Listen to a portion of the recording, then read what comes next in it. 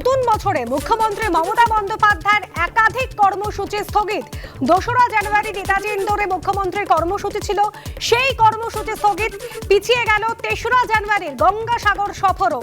4ঠা জানুয়ারি জয়নগরের সভা ছিল মুখ্যমন্ত্রীর, সেই সভাও আপাতত স্থগিত বলে বলা হচ্ছে। নতুন বছরে একেবারে শুরুতেই মুখ্যমন্ত্রী মমতা বন্দ্যোপাধ্যায়ের একাধিক কর্মসূচি ছিল, সেই একাধিক কর্মসূচি স্থগিত। 2রা জানুয়ারি নেতাজি ইন্দোরে মুখ্যমন্ত্রী মমতা বন্দ্যোপাধ্যায়ের কর্মসূচি স্থগিত। এরপর 3রা জানুয়ারি গঙ্গাসাগর সফর ছিল মুখ্যমন্ত্রীর এবং সেখানকার ব্যবস্থাপনা খতিয়ে দেখার জন্য মমতা বন্দ্যোপাধ্যায় ঘোষণা করেছিলেন। সেই যে সফর, সেই গঙ্গাসাগর সফর, সেই সফরও পিছিয়ে দেওয়া হয়েছে। 4ঠা জানুয়ারি জয়নগরের সভা ছিল মুখ্যমন্ত্রীর, সেই সভাও আপাতত স্থগিত বলে জানা যাচ্ছে। মমতা বন্দ্যোপাধ্যায়ের একাধিক সফর, একাধিক কর্মসূচি স্থগিত। 2রা জানুয়ারি, 3রা জানুয়ারি, 4ঠা জানুয়ারি পরপর 3 দিন মুখ্যমন্ত্রীর যতগুলো কর্মসূচি ছিল সেই সমস্ত কর্মসূচি স্থগিত বলে জানা যাচ্ছে।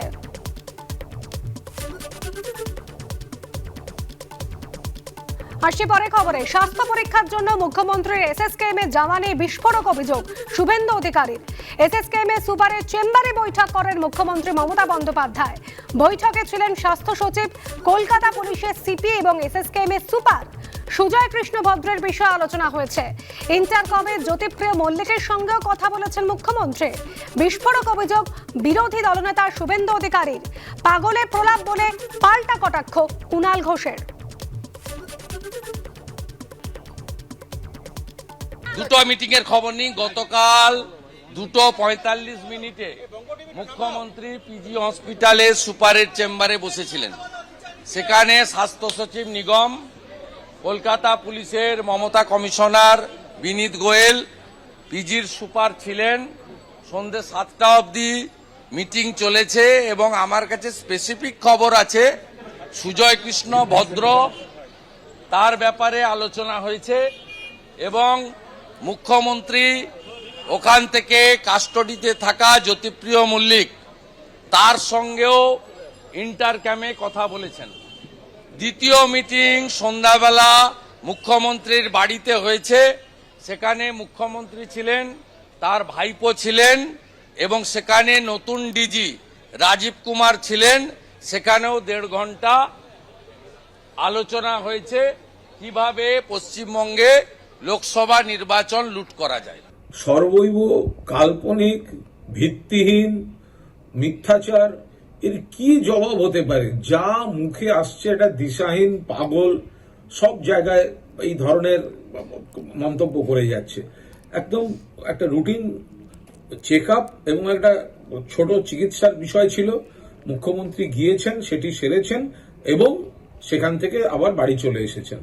তাকে কেন্দ্র করে এই ধরনের মিথ্যাচার এবং একসময় এই মুখ্যমন্ত্রীর পায়ে লুটিয়ে পড়ে থেকে নিজের এবং তার পরিবারের লোকেদের রাজনৈতিক প্রতিষ্ঠা, একের পর এক পদ, ক্ষমতা ইত্যাদি, তারপরে এত বড় মিথ্যাচার, এ ভগবান ক্ষমা করবে না।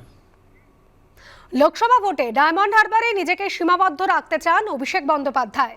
অভিষেকের ঘনিষ্ঠ মহল সূত্রের খবরে রাজ্য রাজনীতিতে একেবারে তোলপাড় পড়ে গিয়েছে। অভিষেক বন্দ্যোপাধ্যায়কে তীব্র কটাক্ষ বিজেপি এবং কংগ্রেসের। এত বড় জনজোয়ার যাত্রা কেন করলেন? বেরোন, নেতা হন। বাংলায় নতুন নেতা চাইতো, মনে মানুষ গ্রহণ করছেন না অথবা পিসি চাইছেন না, এমনই কটাক্ষ বিজেপি সাংসদ দিলীপ ঘোষের। নিজেদের মধ্যে যথেষ্ট বোঝাপড়া রয়েছে, এসব উপরে উপরে অনেক কিছু দেখাতে হয়, মন্তব্য প্রদেশ কংগ্রেস সভাপতি অধীর চৌধুরীর। উনি এত বড় জনজোয়ার যাত্রা করলেন কি জন্য? বেরোন, নেতা হন। বাংলায় নতুন নেতা চাই তো, মনে হয় পাবলিক নিচ্ছে না ঠিক মতো, বা পিসি জায়গা ছাড়ছেন না, তাই অভিমানে এসব বলছেন। কলহ চলছে, সবাই জানেন আপনারা, এতে নতুন কিছু নাই। নতুন, পুরাতন, মধ্যম, অনেক রকমের দ্বন্দ্ব আছে তাদের দলে। তারাও তাদেরটা দেখবে, কে কোথায় যাবে না যাবে, আমাদের কি ঠিকাদারি আছে সেগুলো দেখার? পিসি কাউকে নিয়ে চলতে জানেন না, তাও খোকাবাবুকে নিয়ে চলেছেন এতদিন।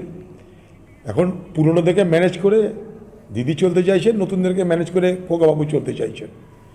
নিজেদের মধ্যে যথেষ্ট আন্ডারস্ট্যান্ডিং আছে। উপরে উপরে অনেক কিছু দেখাতে হয়, দেখাচ্ছে, কিন্তু এটা অন্য রাজনৈতিক দলের বিষয়। তাদের মধ্যে মারামারি নিয়ে আমি কোনো মন্তব্য করতে রাজি না।